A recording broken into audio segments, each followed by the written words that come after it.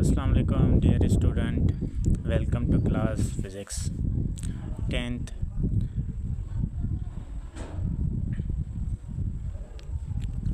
Today my topic is a reflection of waves, classification of waves. Classification of waves में हम क्या सीखते हैं? डायफ्रैक्शन, रिफ्लेक्शन और रिफ्रैक्शन ऑफ वेव्स। ठीक है, ये हमारा चैप्टर 1 कंटिन्यू है। इस चैप्टर को भी हम आहिस्ता आहिस्ता सीख रहे हैं, मैं आपको सिखा रहा हूँ। और जो भी समझ ना आए लाइक और कमेंट्स करें, और जो भी क्वेश्चन हो वो कमेंट्स करें आप, इंशाल्लाह आपको आंसर मिल जाएगा उसका। रिफ्लेक्शन ऑफ वेव्स किसे कहते हैं? डेफिनेशन उसकी क्या है? Reflection of waves is the phenomena in which a wave upon striking a boundary or obstacle return into same medium instead of passing through। ठीक है, obstacle means रुकावट। बाउंड्री जो भी हम लाइट होती है या आवाज़ होता है, ठीक है, वो जो भी चीज़ें लहरें वेव्स के ज़रिए ट्रांसफ़र होती हैं ना, वो किसी भी ऑब्जेक्ट को लग के वापस जो आती हैं, ठीक है, उसके अंदर क्या होता है, उसे रिफ्लेक्शन पैदा होती है। ठीक है, जैसे देखें अब यहाँ से लाइट क्या हो रही है, इंसिडेंट लाइट है जो जैसे यहाँ पे लग कर रिफ्लेक्ट हो रही है यहाँ पर। ठीक है, अब ये क्या हो गया, उसका सरफेस हो गया। ठीक है, यहाँ के ये बाउंड्री हो गई।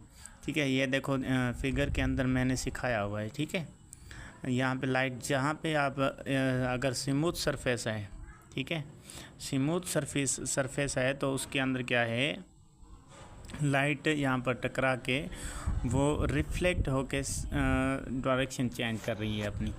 अच्छा, इसके अंदर क्या हो रहा है, ये जो रिफ्लेक्शन है ना, इसमें इंसिडेंट रे है और यहाँ पे क्या है, रिफ्लेक्टिव रे है। ठीक है, अब यहाँ से हम क्या है, सीधा जो लाइन लगाएंगे, ये नॉर्मल रे है। नॉर्मल रे कितनी होती है, 90 डिग्री की, हमें पता है। ये जो वाटर है ना, वाटर से आपने ये देख रहे हैं ट्रीज़ हैं। ठीक है, अब ट्रीज़ से क्या हो रहा है, ये रिफ्लेक्शन हो रही है किस चीज़ की, ये हमें जो पौधा है वो क्या है, पानी के अंदर हमें नज़र आ रहा है। ठीक है, ये चीज़ समझ आ गई। रिफ्लेक्शन ऑफ वेव्स किसे कहते हैं? Reflecting waves is the phenomena in which a wave upon striking a boundary or obstacle return into the same medium। जो किसी मीडियम, किसी भी चीज़ बाउंड्री को लग के सेम मीडियम में वापस आ जाए, उसे हम क्या कहते हैं, रिफ्लेक्शन ऑफ वेव्स कहते हैं। अब मीडियम क्या कहते हैं? ठीक है, बाउंड्रीज किसे कहते हैं अभी समझाया। ऑब्स्टेकल मीन्स हो गया रुकावट। बात समझ में आ गई? ठीक है, अब रिफ्लेक्शन ऑफ वेव्स के बाद हमारा होता है लॉज ऑफ रिफ्लेक्शन। ठीक है, इसको थोड़ा फर्दर डिफाइन करते हैं। The incident way, reflective way and the normal and imaginary line perpendicular to the surface are lie in the same plane. अच्छा, सारे क्या हो रहे हैं यहाँ पे, आप देखें ना, पॉइंट पे, सरफेस पे, एक ही जगह पे जो इंसिडेंट रे है वो लग रही है पॉइंट पे, और वहीं से क्या हो रही है, रिफ्लेक्शन, वो रे जो है रिफ्लेक्ट करके उस डायरेक्शन में जा रही है। अब सीधी क्या जो लाइन है वो क्या लाइन कहलाती है, वो नॉर्मल लाइन कहलाती है। ठीक है, जो सीधी लाइन है। अब यहाँ से ये आई क्या को शो कर रहा है, इंसिडेंट रे को कर रहा है। अब आर किस चीज़ को शो कर रहा है, रिफ्लेक्टिव रे को शो कर रहा है। ठीक है, अब देखें, angle of incidence is equal to angle of reflection. जितनी एंगल यहाँ पे इंसिडेंट की बनेगी, इंसिडेंट क्या होती है, लेज़र से हम लाइट लगाते हैं, या रिफ्लेक्शन होती है सरफेस के अंदर। ठीक है, उसके अंदर इसको क्या कहते हैं, इंसिडेंट कहते हैं। ठीक है, वो जो जिस एंगल पे हम इंसिडेंट रे को लगाएंगे उतनी ही रिफ्लेक्शन उसके अंदर बनेगी। बात समझ में आ गई? अब देखें, यहाँ पे तो कुछ और पॉइंट्स लगी हुई हैं। ये किस किस चीज़ में वेव्स प्रोड्यूस होती हैं? Occur with sound waves, light waves and water waves, तीनों में होती हैं। ठीक है, मैन ये पढ़ा जाता है, और भी इसके अंदर जो मीडियम है उसमें भी। अब साउंड वेव्स क्या होता है, देखें हम बात कर रहे होते हैं ना, दीवार पे लग के वो वापस आ रहा होता है आवाज़। ठीक है, अब लाइट वेव्स है, लाइट वेव्स का बेस्ट एग्जांपल हमारे पास है। अच्छा, इधर एक चीज़ और समझें, ये स्मूथ लाइट है ना, स्मूथ लाइन है, स्मूथ लाइन है। अब ये अगर स्मूथ लाइन ना होती ना तो लाइट रिफ्लेक्ट करके डायरेक्शन भी चेंज कर सकती है, ठीक है, इधर लग के इधर जा सकती है, इधर लग के इधर जा सकती है। लेकिन ये जो हम फार्मूला पढ़ते हैं ना, incident is equal to reflection, incident angle is equal to angle of reflection, तो ये किस चीज़ का किसके लिए इस्तेमाल करते हैं? स्मूथ सरफेस के लिए। बात समझ में आ गई। अब the angle of incident incoming waves, जो इंसिडेंट रे है जो आ रही है उसे क्या कहते हैं? Incident, and equal to the angle of reflection outgoing, ठीक है, ये सेकंड पॉइंट हो गई। Third point, the speed of wavelength and frequency waves remain the same during a reflection. Reflection के अंदर, सरफेस के अंदर उसकी स्पीड भी सेम रहेगी क्योंकि सेम मीडियम में वापस आ रहा है, उसकी वेवलेंथ भी सेम रहेगी और उसकी जो फ्रीक्वेंसी है, ये तीनों चीज़ें क्या होंगी? सेम होगी जब रिफ्लेक्शन होगी, तभी इसके अंदर, इसलिए हम क्या पढ़ते हैं? Incident rays equal to reflective ray. बात समझ में आ गई। अब नेक्स्ट हमारा क्या है? रिफ्रैक्शन ऑफ वेव्स, ठीक है। रिफ्रैक्शन ऑफ वेव्स किसे कहते हैं? Refraction is the bending of a wave when it passes from one medium to another due to a change its speed. Refraction wave के अंदर क्या चीज़ है? लाइट जब किसी सरफेस पे लगती है उससे क्रॉस हो जाती है, जैसे हम ट्रांसपेरेंट मीडियम लगाते हैं, लेंस वगैरह इस्तेमाल करते हैं ना, उसमें क्या होती है? लाइट जैसे ही किसी मीडियम के अंदर इंटर होती है, जैसे एयर मीडियम है, एयर मीडियम के नीचे हमारा कौन सा मीडियम है? वाटर मीडियम है, उसके अंदर लाइट जाके बेंड हो जाती है, ठीक है।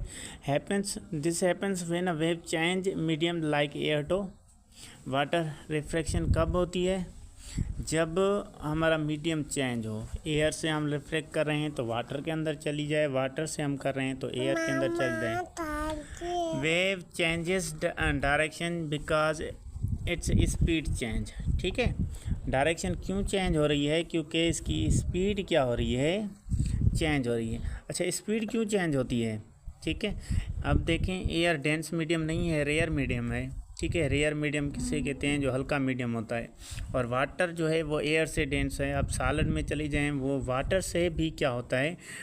डेंस होता है। इसलिए जब लाइट इंटर होती है ना वैक्यूम के अंदर और एयर के अंदर, आप समझें तो लाइट की जो स्पीड है सेम 3 × 10⁸ मीटर पर सेकेंड होती है।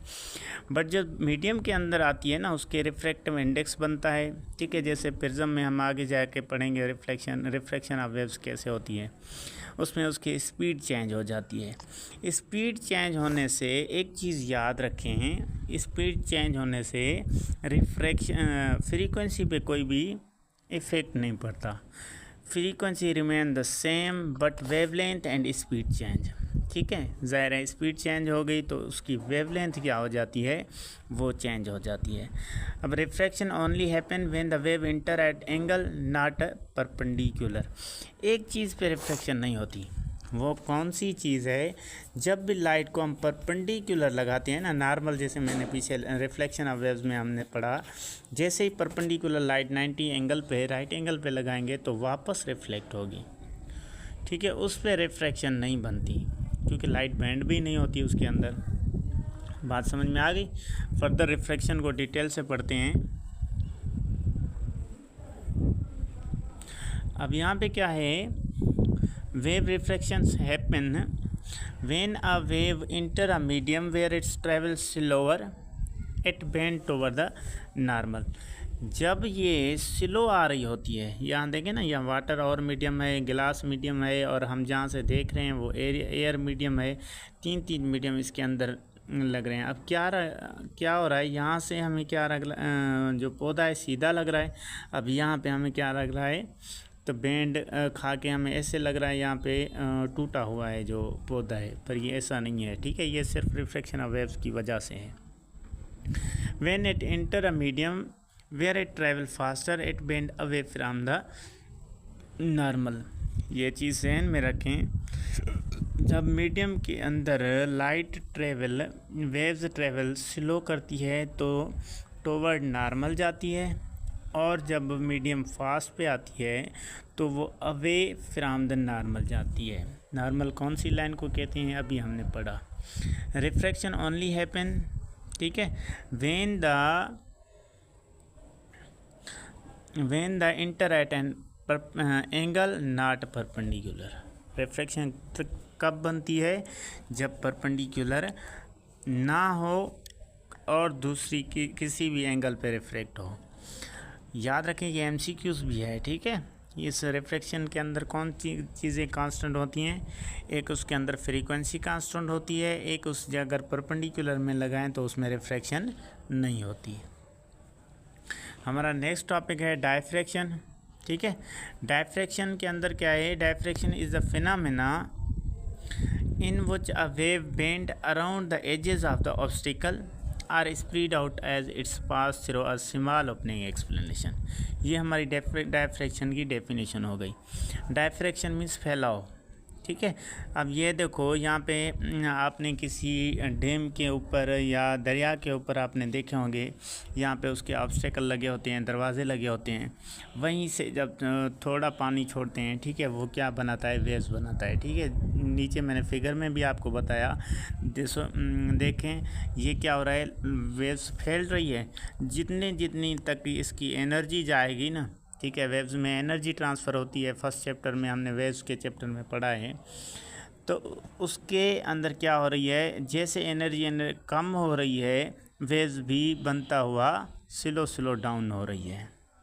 बात समझ में आ गई। अब इस चीज़ को देखें, व्हेन वेव लाइक लाइट, ठीक है, sound or water waves encounter an opening or obstacle. छोटे होल से या किसी रुकावट से जब क्रॉस होते हैं, that is similar in size to their wavelength, they spread out instead of moving in straight line. Straight line के बजाय वो क्या बनाते हैं, उसके अंदर वेव्स बनाते हैं, ठीक है, वेव्स सर्कल में बनाते हैं, इसलिए हम उस चीज़ को क्या कहते हैं, डायफ्रैक्शन कहते हैं। ये याद रखें, जो डायफ्रैक्शन है वो डिपेंड करता है किसी भी वेवलेंथ पे, वेव्स की किस चीज़ पे, वेवलेंथ पे डिपेंड करता है। अब देखें लाइट की वेवलेंथ कम है ना, लाइट डायफ्रैक्ट कम करता है, तो लाइट की जगह उसको डायफ्रैक्ट करने के लिए हम और इंस्ट्रूमेंट यूज़ करते हैं। जैसे बल्ब होता है, ठीक है, लाइट होती है, उसके ऊपर हम क्या है, शीशा वगैरह लगाते हैं, जैसे उसे डायफ्रैक्शन लाइट हो जो पूरे कमरे के अंदर वो फैल जाए। बात समझ में आ गई। ये हमारे 3 टॉपिक थे, रिफ्लेक्शन, रिफ्रैक्शन और डायफ्रैक्शन। इसके मेन पॉइंट देखें, की पॉइंट इसका कौन सा है, diffraction is more noticeable when the size of the obstacle or opening is close the wavelength of the waves. Diffraction को नोटिस तब करें जब किसी ऑब्स्टिकल के करीब से गुजरे, ठीक है।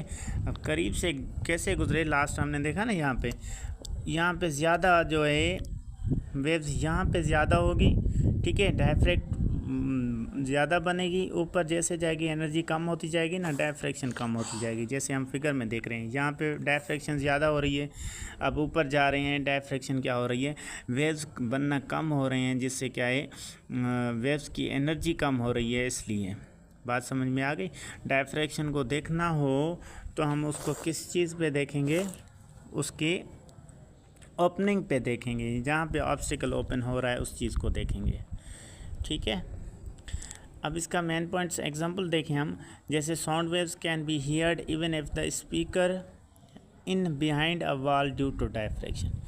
हम एक होम के अंदर बैठे होते हैं, दूसरे होम के अंदर कोई सॉन्ग चल रहा होता है लाउड के ऊपर, वो हमें सुनाई दे रहा होता है, या हम एक कमरे से दूसरे कमरे में बैठे होते हैं, वहीं पे भी लाइट आवाज़ हमें सुनाई दे रहा होता है। ये किसकी वजह से, डायफ्रैक्शन की वजह से। अब दूसरा एग्जांपल कौन सा है यहाँ पे, वाटर वेव्स अभी हमने देखा, ठीक है, फिगर में। Water waves spread out after passing through a narrow gap in barriers. Narrow gap से जैसे ही लाइट वाटर क्रॉस होता है, वो क्या करता है, डायफ्रैक्ट करता है, अपनी सर्कल में वेव्स बनाता है।